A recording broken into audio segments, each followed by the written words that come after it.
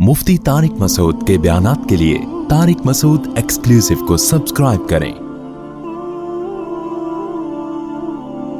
Tariq Masood exclusive.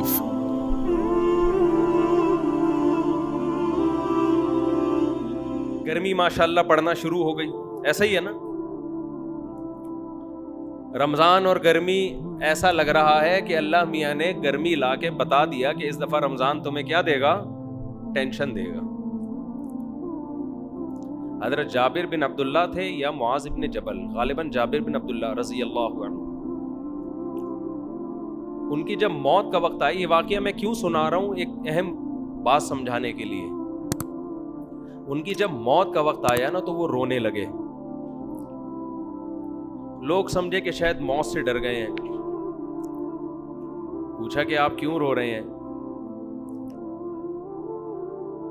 कहने लगे मैं खुदा की कसम मौत के डर से नहीं रो रहा,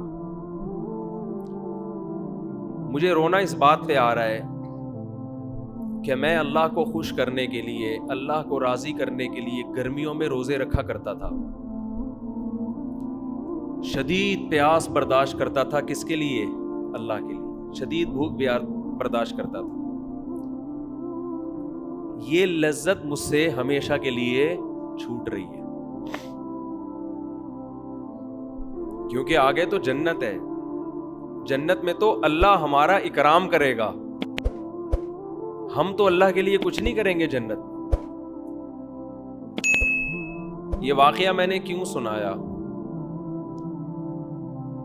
देखो, जब कोई काम करना ही होता है तो उसको पेनल्टी समझने के बजाय, जुर्माना समझने के बजाय उस काम को एंजॉय करना शुरू कर दो।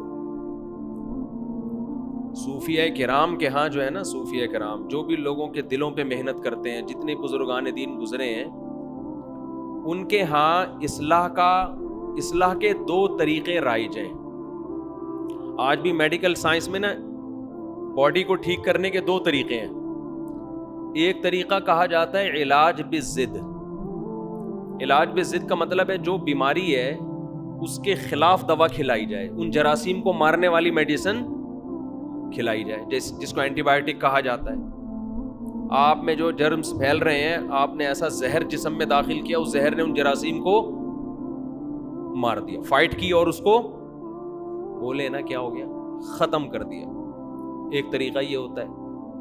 एक तरीका इलाज बिल मिसल जो आमतौर पे होम्योपैथिक में चल रहा होता है। ये जो वैक्सीन है, ये क्या है? वही जरासीम आपकी बॉडी में दाखिल किए जाएं जो आपको बीमार करते हैं।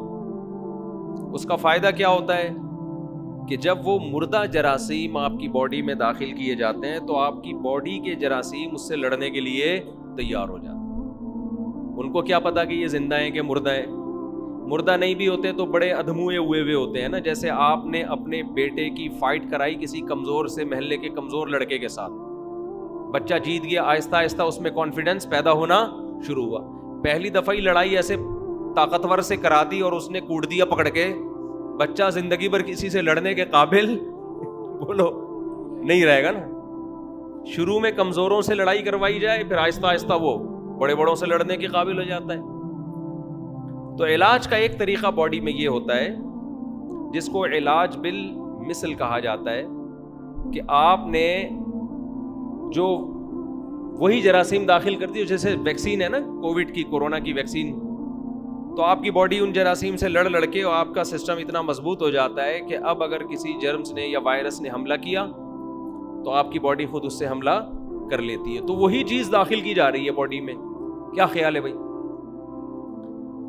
तो अहलुल्लाह जब इलाज करते हैं ना इन दिलों का कि आपसे गुनाह छूट जाएं, आपके दिल में आप शरीयत के फराइज व वाजिबात पूरे करना शुरू कर दें, तो इसका एक तरीका ये होता है कि आपके दिल में अल्लाह का खौफ पैदा किया जाए,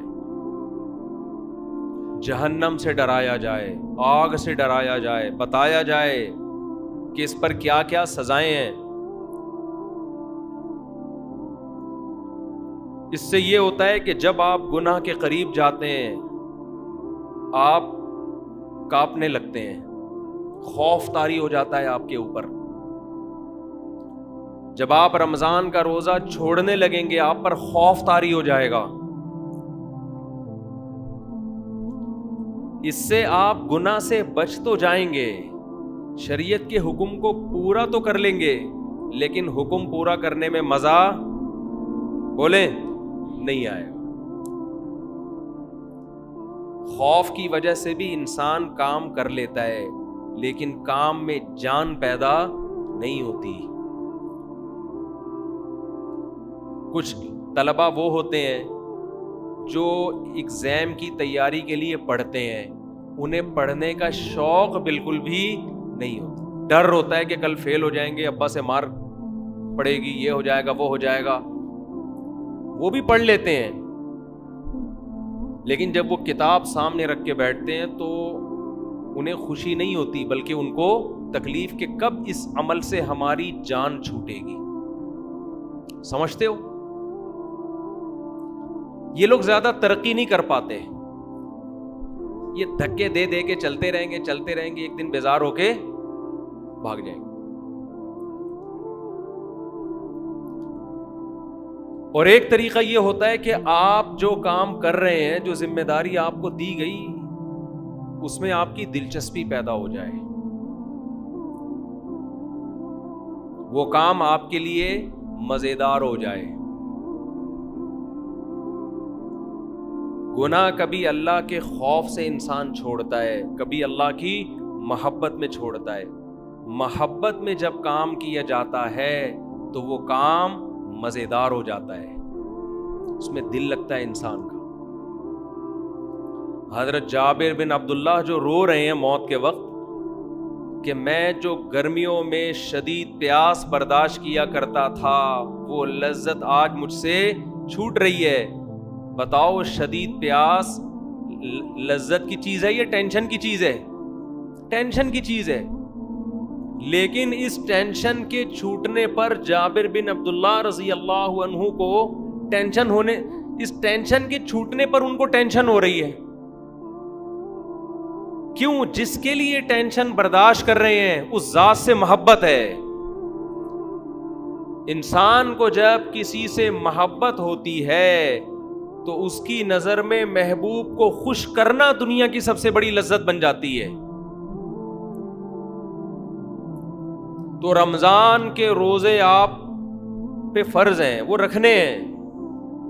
چاہو ٹینشن سے رکھ لو, چاہو اللہ کی محبت میں رکھ لو. میں پشاور میں تھا, ہمارے ایک دوست پٹھان تھے, بوڑھے. بعض دفعہ لوگ اتنے اخلاص سے بات کہتے ہیں کہ وہ 2-3 گھنٹوں کی تقریر ایک طرف اور 2 جملے ایک طرف, ان 2 جملوں سے ایسی موٹیویشن ملتی ہے کہ 1-2 گھنٹوں کی تقریروں سے وہ موٹیویشن نہیں ملتی. آپ کو پتہ ہے, ہم جب کسی محفل میں ہوں اور شادیوں کی بات نہ ہو تو ایسا ہوتا ہے نہیں. اب تک کی رپورٹ کے مطابق اس طرح کبھی میری معلومات کی حد تک ایسا ہوا نہیں. تو وہاں بھی یہی بات موضوع, میں خود نہیں چھیڑ رہا ہوتا تو دوسرے چھیڑ دیتے ہیں. تو پشاور میں ہماری دعوت تھی, وہ بوڑھے پٹھان تھے, بڑا انہوں نے ہمارا اکرام کیا, تھے بھی بڑے مالدار. تو ویسے ہی کسی نے موضوع چھیڑ دیا دوسری شادی کا. تو ہم نے بھی ان بوڑھے جو پٹھان تھے نا, بزرگ ٹائپ کے, ان سے ہم نے کہا کہ چھیڑنے کے لیے کہ آپ بھی کر لیں, اللہ نے آپ کو اتنا مال دیا ہے, اور تھے بھی بوڑھے ہو کے بھی بڑے فٹ فاٹ تھے وہ. تو کسی نے کہہ دیا کہ بھائی اللہ نے اس کام میں بڑی لذت رکھی ہے شادیوں میں, ایسی بات چل پڑی نا. کسی نے کہا کہ نہیں جی لذت جو ہے وہ بکرا کھانے میں, کسی نے کہا جی مرغے پھوڑنے میں, ہر آدمی کے اپنے مزے ہیں. کسی نے کہا کہ جی انڈیا پاکستان کا میچ دیکھنے میں. وہ بزرگ نے بڑی زبردست بات کی, مجھے کہنے لگے مولوی صاحب لذت اللہ نے صرف 2 چیزوں میں رکھی ہے. لذت اللہ نے صرف بولو 2 چیزوں, ایک اپنی راہ میں لڑنے میں اور ایک روزہ افطار کرنے میں.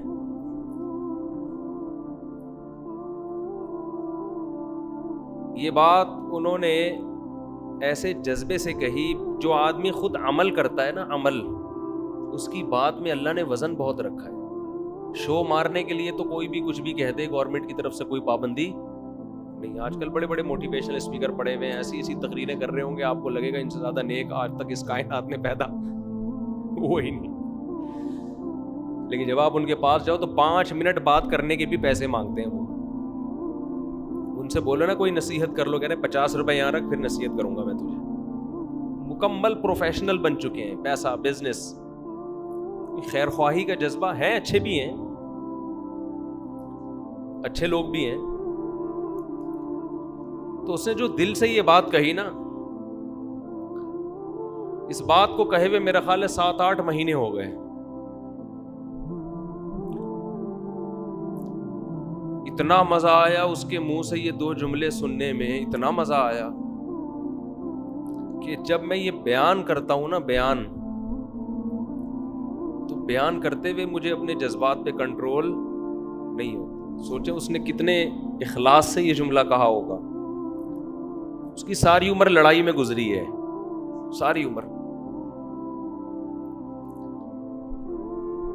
اس نے کہا مزہ اللہ نے کس میں رکھا ہے؟ صرف 2 چیزوں. ایک خدا کی راہ میں لڑنے میں، دوسرا روزہ افطار کرنے میں. آپ کہہ سکتے ہو کہ روزہ افطار کرنے میں جو لذت ہے وہ کھانے پینے کی لذت ہوگی. میرے بھائی، کھانے پینے کی لذت ہر بھوکے کو حاصل ہوتی ہے. کھانے پینے کی لذت ہر بھوکے کو، بولو، یہ تو انگریز کو بھی ہوتی ہے. بھوک کے بعد اس کو کھانا ملے گا، اس کو بھی بڑا مزہ آئے گا.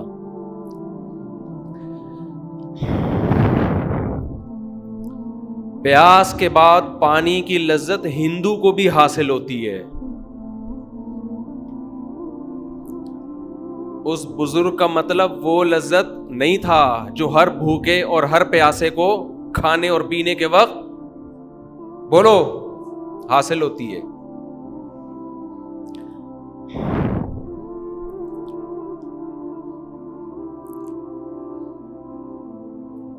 یہ جو روزے دار کو افطاری کے وقت لذت حاصل ہوتی ہے، یہ وہ لذت ہے جس لذت کے حاصل کرنے کے لیے دل میں اللہ کی محبت کا ہونا،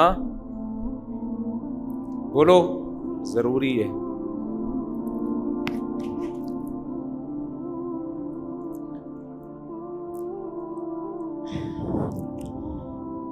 انسان کو یہ احساس ہوتا ہے افطاری کے وقت.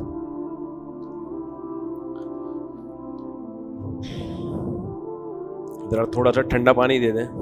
جب سے یہ 3 شادیاں ہوئی ہیں نا، مجھے بات بات پہ رونا آتا ہے. آج جتنی انسان کی شادیوں کی تعداد بڑھتی ہے نا، اس کو بات بات پہ رونا آنا شروع ہو جاتا ہے. 4 کے بعد تو ہر بات پہ روتا ہے وہ.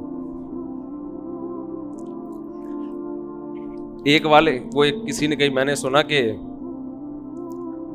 وہ ایک آدمی کی 40 سال عمر ہو گئی، اب تک شادی نہیں ہوئی. کسی نے کہا کیوں نہیں ہوئی؟ کہہ رہے ہیں اس کو کسی بزرگ کی دعا لگی ہے.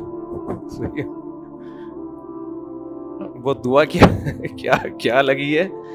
کسی بزرگ کی اس نے خدمت کی تھی، انہوں نے دعا دی تھی اللہ کرے تو ہمیشہ خوش رہے. اس کے بعد 40 سال ہو گئے. یہ موضوع ایسا جذباتی شروع ہو گیا، اس کو ہم نے بھی چینج کرنا ہے.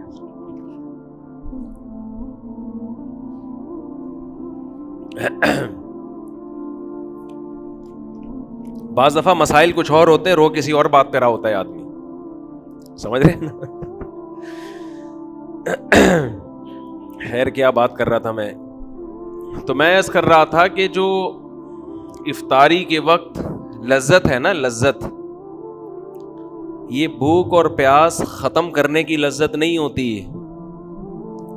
یہ اس بات کی لذت ہوتی ہے کہ آج ساری دنیا پیدا کرنے والے کو بھول چکی ہے.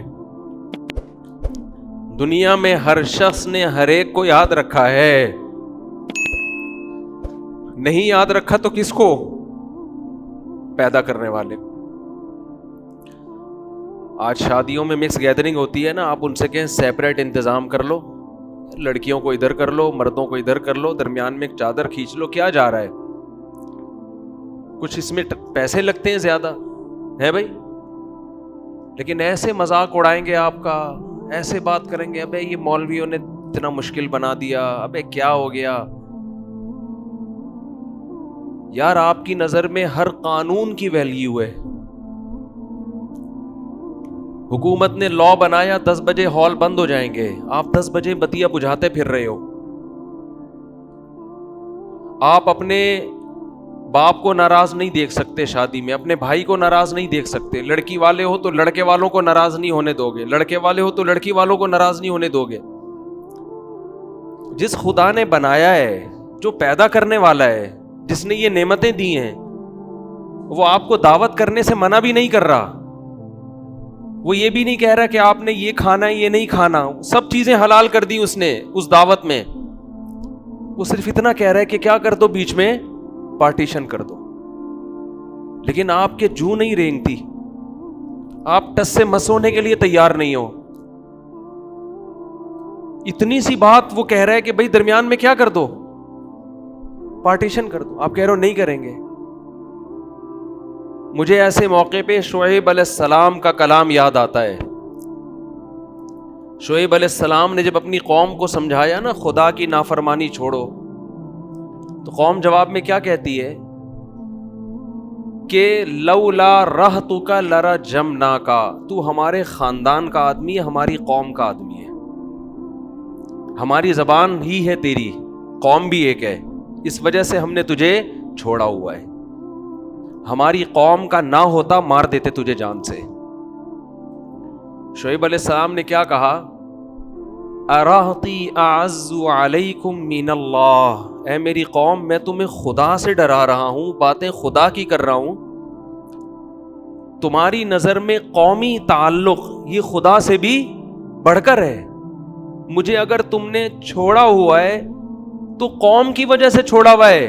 وَاتَّخَذْتُمُوهُ وَرَاءَكُمْ ظِهْرِيًّا, اور خدا کو اٹھا کے تم نے پیٹھ کے پیچھے پھینک دیا ہے.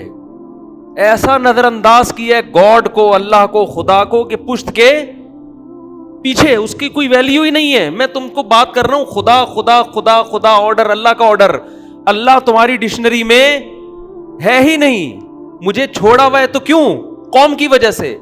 اگر کہہ دیتے کہ اے شعیب ہم تو چونکہ نام خدا کا لیتا ہے اس لیے ہم تیری رعایت کر رہے ہیں, قوم بھی ہے لیکن ساتھ میں نام تو اللہ کا لے رہا ہے, اس لیے ہم تجھے کچھ نہیں کہہ رہے, تو خوشی ہوتی مجھے. اس اللہ کا تمہاری ڈکشنری میں کوئی تذکرہ ہے ہی نہیں. آج شادی بیاہ میں دیکھ لینا, ہر جگہ یہی ہو رہا ہے. جہاں اللہ کی بات خواتین کو بتاؤ بھائی اسلام میں عورت کے لیے حیا پسندیدہ ہے. میں نے بیان کیا تھا نا کہ خواتین موٹر سائیکل پر مردوں کی طرح نہ بیٹھیں, تھوڑا سمٹ کے بیٹھیں. یہ ٹھیک ہے چادر کے الجھنے کا خطرہ ہوتا ہے بائکوں میں, تو سمٹ کے بیٹھیں. ابھی ایک برقع آ گیا کسی خاتون کا, بھائی سمٹ کے بیٹھیں, کپڑے کو لپیٹ کے بیٹھیں تاکہ, اور چین کور بھی لگائیں بائکوں میں تاکہ یہ نوبت نہ آئے. اتنا مذاق اڑایا. اسلام حیا کو پروموٹ کرتا ہے, حیا کو. حیا کس میں زیادہ ہے؟ دیکھنے میں کس میں حیا زیادہ نظر آ رہی ہے؟ مردوں کی طرح بیٹھنے میں, یہ خواتین عورتوں کی طرح بیٹھیں, حیا کس میں نظر آ رہی ہے؟ مگر حیا آج ڈکشنری سے, کیونکہ اللہ چاہتا ہے نا, شرم اور حیا کس کا حکم ہے؟ اللہ. تو اس کو کوئی اس پہ جو نہیں رینگتی. مثالیں دی جاتی ہیں جو اونٹ میں صحابیات ایسے بیٹھا کرتی تھی. اونٹ میں تو ایسے بیٹھنا ممکن نہیں تھا, دونوں پاؤں ایک طرف کر کے. آج بھی ہم نے علماء بزرگوں کو دیکھا ہے کہ وہ اپنی خواتین کو دونوں پاؤں ایک طرف کر کے بٹھاتے ہیں. اس میں حیا زیادہ ہے. لیکن افسوس ہمارے دیندار طبقہ بھی حیا کے معاملے میں آزاد. قرآن حیا کی تعریف کر رہا ہے کہ موسیٰ علیہ السلام کے پاس جب 2 لڑکیاں آئیں ان کو بلانے کے لیے، فجاءت احداہما تمشی علی استحیاء، قرآن کہہ رہا ہے ان میں ایک لڑکی آئی حیا کے ساتھ چلتی ہوئی، سینہ تان کے چلنا عورت کے لیے بیچ روڈ پہ چلنا، یہ ادا اللہ کو پسند بولو نہیں ہے. آپ عورت کی آزادی کے نام پہ بے حیائی پھیلا دو، آپ کی مرضی ہے. پیدا کرنے والا اس عمل سے خوش بولو نہیں ہوگا. آپ اپنی ڈکشنری سے اللہ کو نکال دو، پھر جو چاہے کرو. ایک صاحب مجھے ایک یورپ کے ایک کنٹری کے بارے میں بتانے لگے کہ وہاں آزادی بہت ہے، بہت آزادی ہے، ہر ایک کے حقوق ہیں، جو چاہے کرو، کتنے اچھے ہیں. میں نے کہا آپ کی اور میری نظر میں بہت اچھے ہیں، اللہ کی نظر میں بالکل بھی اچھے نہیں ہیں. کیونکہ ان آزادی کی وجہ سے انہوں نے جن گناہوں کو حلال قرار دے دیا ہے نا، ہومو سیکشولیٹی کو، زنا کو، لڑکیوں سے آپس میں تعلقات، ان چیزوں کی وجہ سے اللہ کی نظر میں وہ بالکل بھی اچھے نہیں ہیں. یہ تو وہ عمل ہے جس سے اللہ نے قوم لوط کو اٹھا کے پٹخ کے مار دیا. جس قوم نے اپنی ڈکشنری سے گاڈ کو نکال دیا، خالق کو، خدا کو نکال دیا، وہ میری اور آپ کی نظر میں بہت اچھا ہے، بنانے والے کی نظر میں اچھا نہیں ہے. بنانے والا نہیں پسند کرتا اس کو. تو مت تعریفیں کیا کرو ایسی قوموں کی جنہوں نے خدا کو وراکم ظہریہ، اپنی پشت کے پیچھے پھینک دیا ہے. اور اگر تعریف کیا کرو پھر دعا کرو تمہارے بچے بھی ایسے بن جائیں، تمہارے بچے بھی ایسے بن جائیں. ان ملکوں میں جائیں، ان کو اتنی آزادی ملے کہ وہ بھی لڑکوں سے بدفعلی کریں، اور جب آپ انگلی اٹھاؤ تو بولے کہ یہ ہیومن رائٹس ہیں. اپنے بچوں کو ایسا بنانا چاہتے ہو تو اس کلچر کی صبح و شام تعریفیں کیا کرو. بولے بہت اچھے، ماشاءاللہ، ویل ڈن بیٹا، آزاد ہے، کوئی روک ٹوک نہیں ہے. تو میں یہ عرض کر رہا تھا کہ ایسے دور میں جب اللہ کو ڈکشنری سے نکال دیا گیا، اللہ کو لغت سے نکال دیا گیا، ایسے موقع پہ کوئی صبح سے لے کے شام تک بھوک اور پیاس کو برداشت کرے، اور ایک دن نہیں، ایک دن، پھر دوسرا دن، پھر تیسرا دن، پھر چوتھا دن، پھر 5واں دن، پھر 6واں دن. تو افطار کی لذت میں صرف بھوک ختم کرنے کی لذت نہیں ہے، اصل لذت یہ ہے کہ جس خدا کے لیے صبح سے شام تک قربانی دی، وہ خدا ہماری اس افطاری پر بھی ہم سے خوش ہو رہا ہے.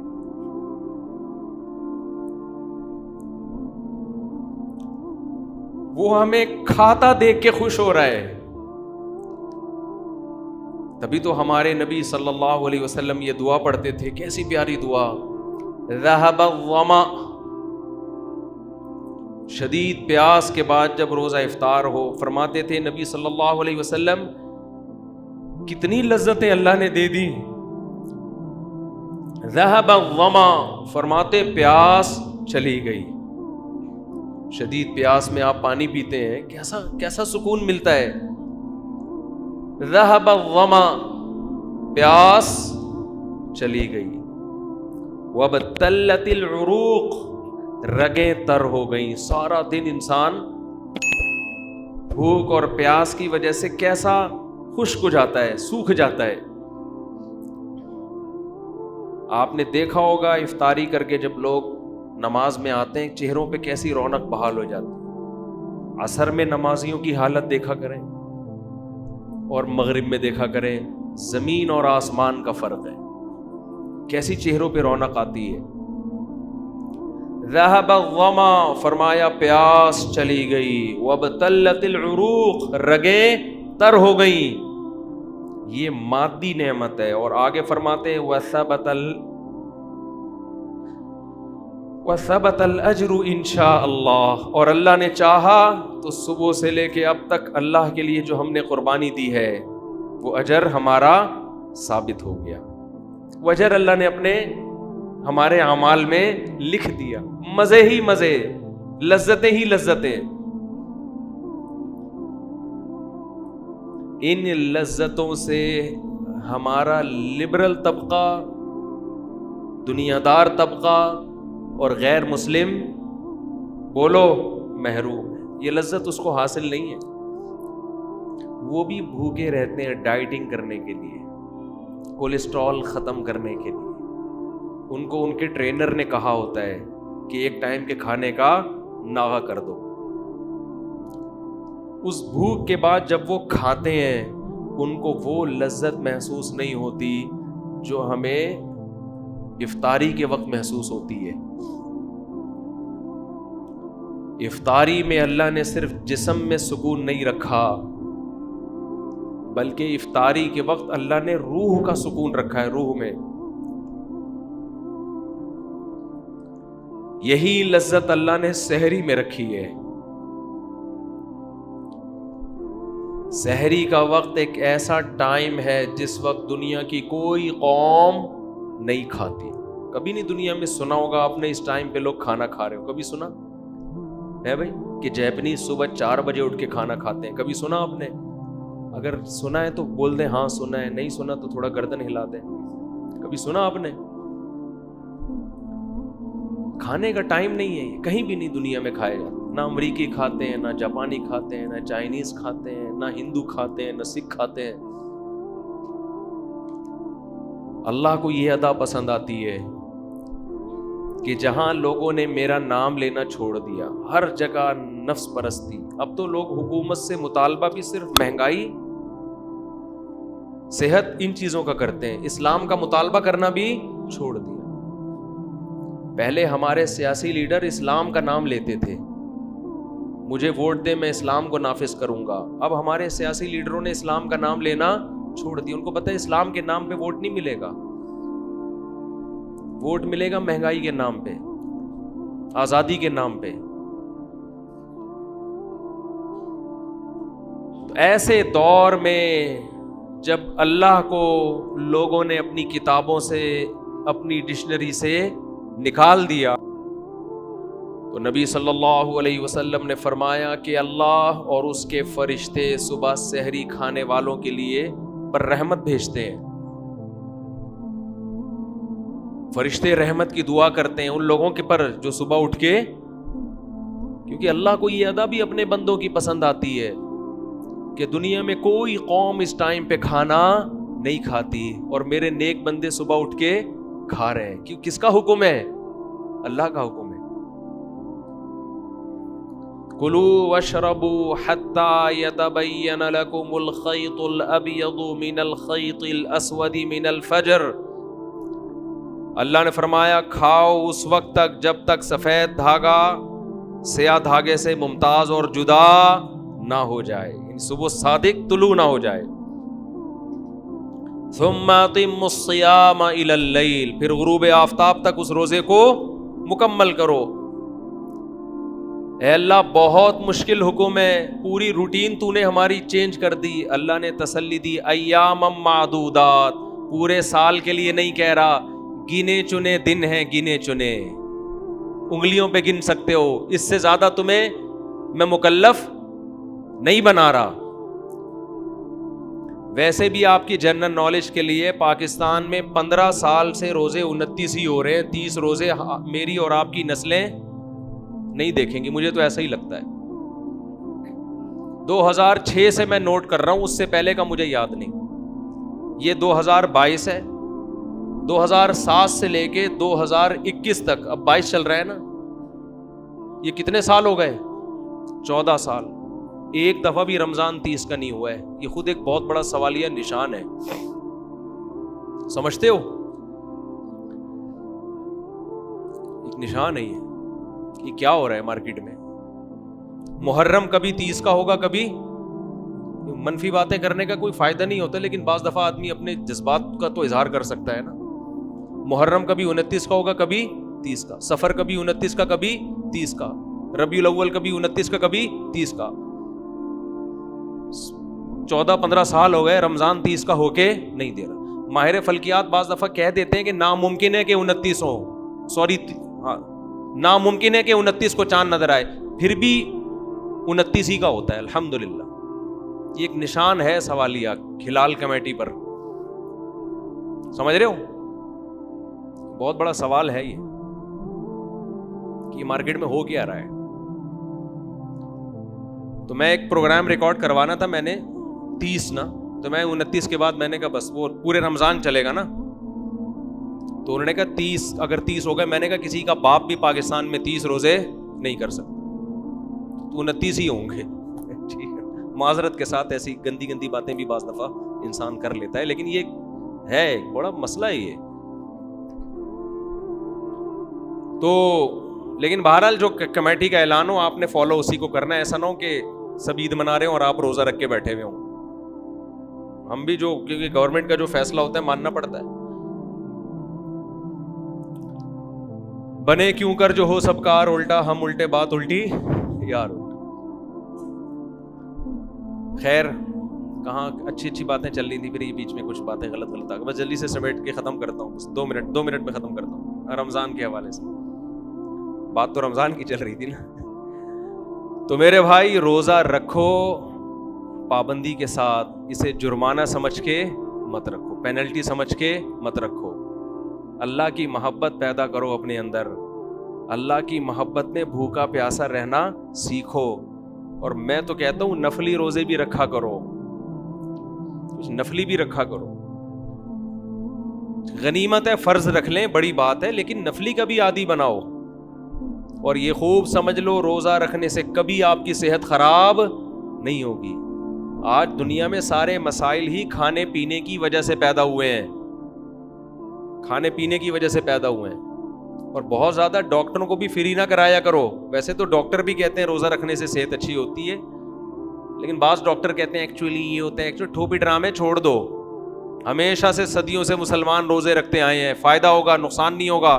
سب سے بڑی بات یہ کہ آپ کی قوت ارادی مضبوط ہوگی. دیکھو انگریزوں میں ہر وقت کھانے کا دستور ہے, وہ پیٹ بھر کے تمیز سے نہیں کھاتے ہیں.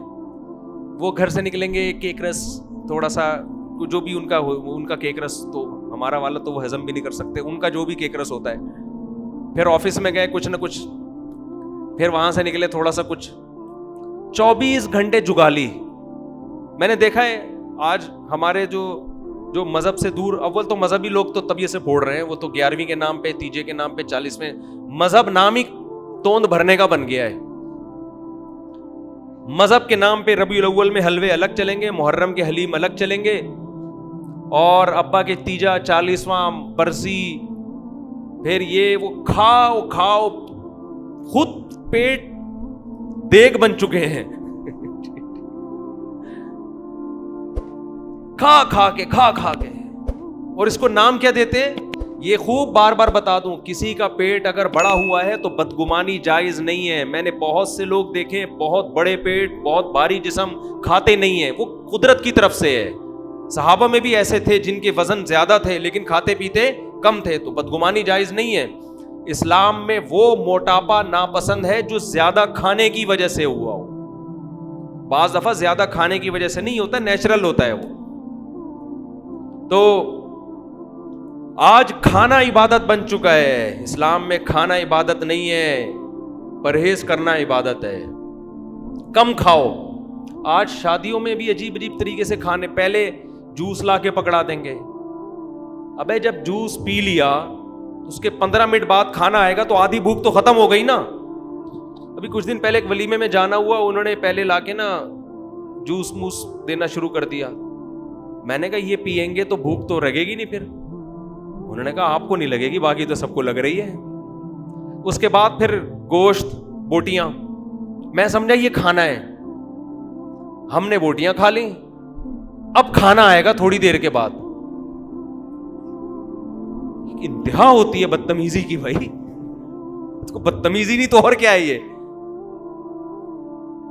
یہ تو میڈیکلی بھی غلط ہے.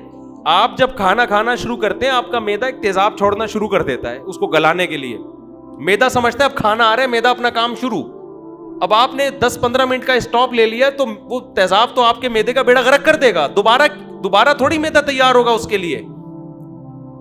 24 گھنٹے کچھ نہ کچھ کھاتے رہتے ہیں, بس کچھ نہیں منہ میں پان رکھ لیں گے. عادت ڈالو اپنے آپ کو بغیر کھائے پیے سروائیو کرنے کی. رمضان آپ کو یہ موقع فراہم کرتا ہے کہ کھائے پیے بغیر سب کچھ کرو. ہم کچھ جانوروں کی طرح ہر وقت جگالی، ہر وقت گھر میں آتے ہیں فریج میں گھس کے تھوڑا سا یہاں سے دھونے والے نکال لیے. میری تو عادت تھی بچپن میں فریج میں گھستے ہی دودھ سے ملائی نکال کے پی کھا جاؤ. وہ تو اب بھی ہے، وہ عادت تو ہم چھوڑتے نہیں. ملائی ہم جب بھی دیکھتے ہیں گرم گرم ملائی ہو، مزہ نہ آئے پیسے واپس. اور میں تو حیران ہوتا ہوں ان لوگوں پر جو دودھ کی گرم ملائی کھاتے نہیں ہیں. اتنی مزے کی چیز ہے اور بچوں کو اسمیل آ رہی ہے. آج کل بچوں کو اس میں سے کیا آ رہی ہوتی ہے؟ اسمیل ملائی میں سے. وہ کھائیں گے کریم ڈبے والی جو زہر ہے نا کریم، وہ کھا رہے ہوں گے. دودھ کی جو بھینس کے دودھ کی خوشبودار ملائی، اس سے ان کو کیا آ رہی ہے؟ اسمیل آ رہی. فطرت ہی برباد ہو گئی ہے. تو ہر وقت ملائی کے علاوہ ملائی کھا سکتے ہو کیونکہ میں کھاتا ہوں. باقی ہر وقت کھانا اچھا کام بولو نہیں ہے، وہ بری عادت ہے. یہ رمضان آپ کو یہ ٹریننگ دے دیتا ہے کہ کچھ تھوڑا سا پیٹ کو بھی کیا کرو، آرام. ایسے ہی صبح آفس جاؤ بغیر ناشتے کے، تو عادت ڈالو. لیکن مسئلہ ہمارے ساتھ یہ ہے کہ رمضان میں عادت پڑتی ہے، اس کے بعد جو پرہیز ٹوٹتا ہے نا ہمارا، ایسا پھر عید کے بعد سے پھوڑنا پھاڑنا، وہ میدے کی ایسی کی تیسی ہو جاتی. تو رمضان میں عادت ڈالے.